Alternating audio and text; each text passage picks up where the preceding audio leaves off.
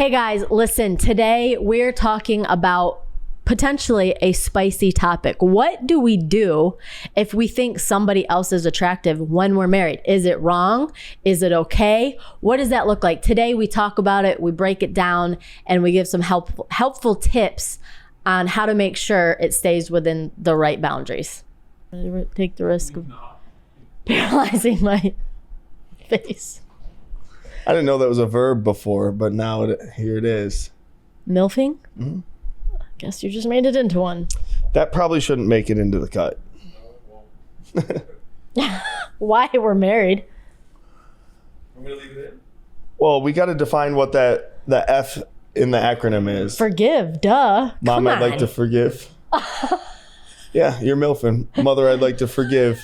Bing. All right, it stays. She's milfing today, fam. She's a mother I'd like to forgive. There we go. Praise the Lord. PTL for married life. All right. I heard this the other day, and this is crazy. Mm-hmm. Somebody said, and this is nuts. I can't believe it was said. They said, I'm attracted to somebody. But there's a big issue with this. They're married. Ooh, that's a big issue. And I guess it's a bigger thing than you'd think. So we're going to jump in and talk about it real quick. It's great. Where are you at? What are we thinking? What are we doing here? Man. All right. Well, I think stating like some things that are healthy and okay, because I think for some people, you know, and I take within context of your situation, your background. You know, we've already talked about stuff that if you have insecurities, how to overcome those certain things. But I think it's okay and can be healthy to know that thinking that people are attractive or good looking isn't a sin or like doesn't have to be this taboo thing. At all. Right? It's like when Andy was like, what if Brad Pitt was jogging on the beach? Yes. It's like, Brad Pitt's a good looking dude. I'm not going to kiss him. Right. But like, I think that... Or let him kiss me. If we're going to be honest, like, I think it's kind of weird and not even realistic to just go through life and like, no one else. I'm married and everyone is a like, 2. They're all ugly. Right. Like, obviously there's some people who lie and say those things. And then there's the other opposite where they're a little too open about who and what they think is attractive and kind of go on about it, which is like, also, what are you doing? And people are like, should have just married them then. Yeah. It's like the typical response to that always. But I think if we can be like, maturity can come into place, right? Like, it doesn't have to be this weird taboo of like, you can never. Yeah. Now, sure, if you acknowledge that someone is good looking, well, great, but it should stay at just they're good looking. Yeah, look, I've told you before. Back in high school, I was going to marry Rihanna. She's lucky I never met her. You're lucky I never met her. You're lucky I never met The Rock, so it's okay. I'm not Samoan at all, so I lose. But, you know, I think there can be a health in it. Number one, it just can show your security within yourself and your trust in your spouse, right? Like, okay, if you acknowledge it or say it, whatever. Yeah, and it like you're gonna create huge issues too, though. If you're like, new girl at work is hot, right? Like what I'm is not wrong saying, with you? yeah, Shut up. And that's what I'm saying. Like within context, you're gonna create right? insecurities, right? Like you don't go around just now pointing out. Yeah, she's hot. Everyone that you might think is attractive. Oh, they're good looking. Dummy. Oh my gosh, he is like, wow. Yeah. You don't do that. Yeah, it's weird. Right? Recognizing that beauty and handsomeness is normal. Right. Is fine. It's fine, but much different than just... Attraction is not sin. What you do with all of this is where... what is the sin or not the sin, and the problem and not the problem. Mm-hmm. I think as we really start to look at this, it's like... Okay, sure, that person's attractive, but what you do with it is the biggest issue. And how do you interact with that person? You know, it's like, okay, so say it's someone who is attractive and you do work with them, or they are around you. You know, how is your interaction? Is your Draw good interaction boundaries, baby. right? Like that's what you should be talked about doing, that. right? You should be doing. But if like there's a significant difference between acknowledge like, oh, someone's good looking, and then like, oh, I'm a little interested. Oh, I'm shooting shots. I'm gonna act weird now because I don't know how to act because now I'm like flirty or I'm And that's where the issues start, right? It's like because now 100%. you're responding, you're now feeding in this attraction. You're you're starting to feed the speaking, monster. you're putting life to something that shouldn't have life be put to it. And I think, and we haven't really done, I don't think we've done an episode on emotions, but emotions are an indication of where you are. For sure. Personally. Yes. So it's like, oh, wow, Yeah. that person's attractive. I'm going to see if I can get close to them. All right, giant red flag on your end. flag, It's like, waving. they've done nothing wrong. You are Yes. showing that you have Right. gigantic issues right here in your heart. Yes. And you need to pause, stop, and fix it. Because here is the issue. Its root is deceptive. Because you'd Absolutely. say, well, if I can get this person, and this is exactly what the devil does. Oh, yeah. Like look at Luke 15, it famously, the prodigal son, he goes and he spends his inheritance on everything that's supposed to be good Right. and ends up with nothing and ends up going home. This is what the devil does. It is always something that is good and attractive and nice, but it's never.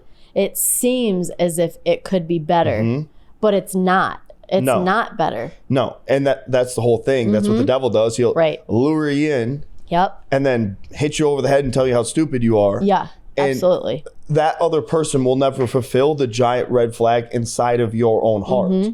And that's what needs to be addressed in the issue. Absolutely. If you're tempted to feed into something more of like, oh yeah, they're a beautiful person, they take care of themselves. And that's that. Right. Right. That's It that. shouldn't be anything more, right? Like, especially if you're married and if you find yourself constantly coming back and thinking about this person, well, you need to know what your next steps are. You have problems in you. It has revealed an insecurity within you. It's revealed a deeper issue within A lack of yourself. satisfaction. Right.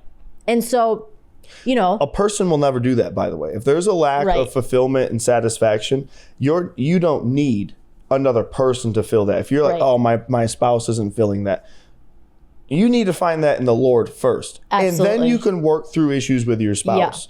But if you think that if you're waiting for your spouse to fill your need in your heart, you've completely missed out on Yeah. who the Lord is supposed to be for you. Get right with Jesus and then work on those other areas with your spouse. It's Right. not the next person that you meet. It's not the person that you dated 20 years ago. You missed your Right. opportunity. You got to get that right in your own heart. yeah. No, I agree. So you need to know, okay, if you're attracted to somebody or you think someone's good looking or whatever, if it doesn't just stop at that and you can keep it moving and act normal around them and nothing changes, well, then fine. But again, Yeah. we identify now, well, how is this causing me to feel? And based on your feeling is what is an indicator for you that something needs to be dealt with internally.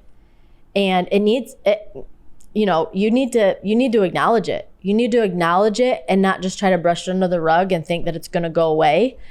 Because if you keep thinking about it, if you keep acting on those thoughts, it's going to turn into something. It feeds a ugly. monster. It's going. It turns into that to turn emotional affair that we talked about yes, last week. it turns into an emotional And thing. then maybe a physical thing. And then now you are in a deep, dark pit You done did it, dummy. and you have more problems than what you had before. Yeah. It's just, all right, So, acknowledge. It's you need fine. to, yeah. It's normal.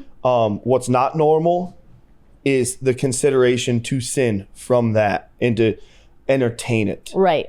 Then it's Right. a self-reflection of, okay, there Yeah. is clearly something lacking and missing here. If I'm tempted to shoot a shot or to go after or to engage with this other person. Right. And then it's realizing, even in the self-reflection, well, what am I missing with the Lord? And what am I not doing in my marriage? Right. And look, Or what have I not communicated in my marriage? yeah, exactly. What have I not communicated that I need from them, or what am I not doing to get what I need? And all these questions are just so important. And people think all the time the grass is, and we've heard this a million times, the grass is greener on the other side. No, it's not. The grass is greenest where you water it. Where you water and it. it is going to be an absolute mud pit. Yeah. If you drag another person into a marriage that's already maybe even struggling or not you're going to make a mud pit. It's better to sow seeds for tomorrow than to try to jump ship for today. And I would even say, if you're already in a rocky marriage, right? It's almost like attractive people are illuminated more so, in a sense. No, right? it's not even that they're more attractive. Do you know what it is? Remember Shallow Hal? Yes. Where the woman is standing and he's like, hold on, just zero in on her. Some semi-attractive people spend time with less attractive people so they look even better. I think that's what the devil does. It's like, they're not even actually attractive.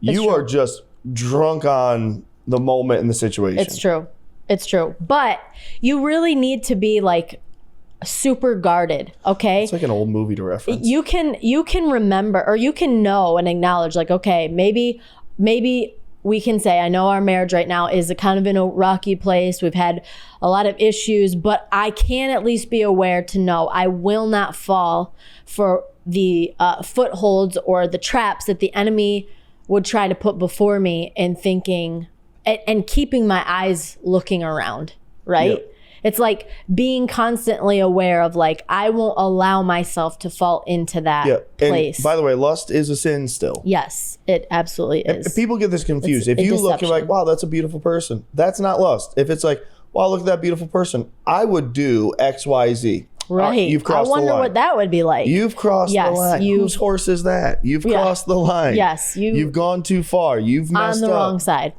Fully. So it's not sin and it's not lust. Be like, wow, that is a very handsome, beautiful person. It's the lingering, the imaginatory thoughts. I don't even know if that's a word, but it's that is the issue right there. Yeah. And then I think what you need to do is just open communication where it's necessary. If you are, hey, I'm struggling to not think about this person, you need accountability. You do. And maybe not with your spouse first, because that could cause even more issues. Right. But you need to find a pastor, a leader, a mentor. Somebody someone on your spouse's side of the family, someone on your side of the family, someone who's going to hold you accountable. Not a best friend that's going to push you to a stupid decision. Not someone who's ran through 8 marriages and can't figure out this one. Find someone who's done good in relationship for time. Find an older married couple and set up a lunch, set up a coffee, set up something. Say, I need help with this. Set up accountability. And then if the accountability is not working, you need to go and let your spouse know so you can work something out and just bring know safety. They're going to be mad. It's not going to be an easy, comfortable conversation. That's like, all right. They're going to be like, what? But it's at least going to put you in a position where now you're like, okay, I'm going to work through this, and here's where we can start working on overcoming this. So it doesn't actually become something that will end you, right? It's like you have to bring it up. You have to be willing to communicate it the proper way. Yep. 100%. So you can work through it. Yeah. So practical steps, initial efforts, you need to work on your marriage. Yeah. Do something at home. Work on your marriage. Water where you're planted. You got married to that person, and in God's eyes, you are now one. Divorce is not an option. There are biblical reasons for divorce, but it is like what we're trying to keep you from. That is cheating, sexual immorality. So what we're trying to keep you from is the reason for divorce. But, be intentional to revive your relationship. Have date night. Make emotional connections. Go out of your way to be romantic. Have good, clear communication. And I would say, take care of yourself. I think that's one of the biggest ones, right? It's like, well, clearly there's an attraction here. So, we need to pay attention that, like, we're communicating to our spouse, you know, and again, these might be hard conversations. Maybe you both were much thinner when you got married, right? And you've gotten to a place like, listen, let's just be really, really real right now. Okay. You have to be willing to communicate if your spouse has done something that has even pushed you to a place where you're not as attractive. Because I know a lot of times I've heard before with people, well, I just don't feel that attracted to my spouse anymore. And now I'm attracted to this other person. Well, my goodness, then you need to communicate to them where you find them attractive. Or if you've let yourself go, put in the effort. If you put in the effort to get them, why wouldn't you continue to put in the effort to keep them? Clearly, it's only you thought fair they and were right. good enough. They were attractive enough when you first started talking, when you were dating. So what has changed from that point to this point? We need to learn to take care of ourselves and be able to communicate with each other if we're kind of slipping in that place. And again, it's not an easy conversation, right? It might be uncomfortable. I just booked a haircut to make sure you still think I'm attractive next week because I forgot to book one. I'm going to wait all the way till Tuesday. Wow. I hope that you don't find someone attractive in the meantime. That's crazy.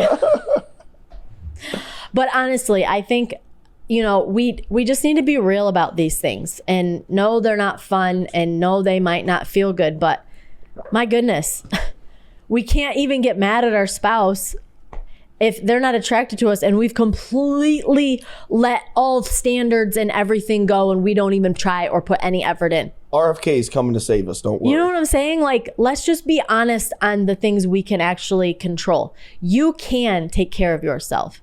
You can put an effort to make yourself presentable and attractive to your spouse. And that is something that we should work on and be aware of. Is this a private conversation you wanted to have with me? Oh my gosh, you brought shut our up. friends to the talk? No, you're ridiculous. That is rude. No, but You honestly. say this in front of all my friends? No, I'm being so serious. jerk. You can see No, some it's true. marriages and it's like, True. my gosh, that neither one of you looked like that when you got married. What on earth? Being No very wonder judgy, you're Sister Melinda. no wonder you're miserable. You both stopped caring completely. And you wonder why. Like, I'm definitely way more miserable. I know some people think, and he's like literally just taking this and making it a joke this whole time. But No, it's fine. I'm just bringing some lightheartedness to it. No, we don't need to be lighthearted about things. If you Get your crap in order. No, if you want to stay attracted to your spouse, both of you need to put in effort to keep yourselves attractive for your spouse. Yes, lift weights and then do cardio at home. No, whatever that looks like for your Right, Trey? marriage, okay? Whatever that looks like for your marriage, but it's important and an effort that needs to be, you need to put it in. Yeah, you could jazzercise if you wanted. Here we are. Anyway, I hope this helps. I'm just trying to help you. I hope this helps. And if you don't take care of this, this leads Right. to our last video right before this. An emotional affair, affairs. which then leads into a full-blown affair, which is detrimental and destroys and It's tears bad. It's just bad. good things apart. And It's we just don't bad. want to see that for your marriage. We want to see healthy, thriving, successful marriages. Amen. You guys are wonderful. Go follow us on every single platform. Comment. Let us know. Let some friends know what's up. Give us some Yeah. other videos you'd like us and some other things to address. And we'd love to do that for you.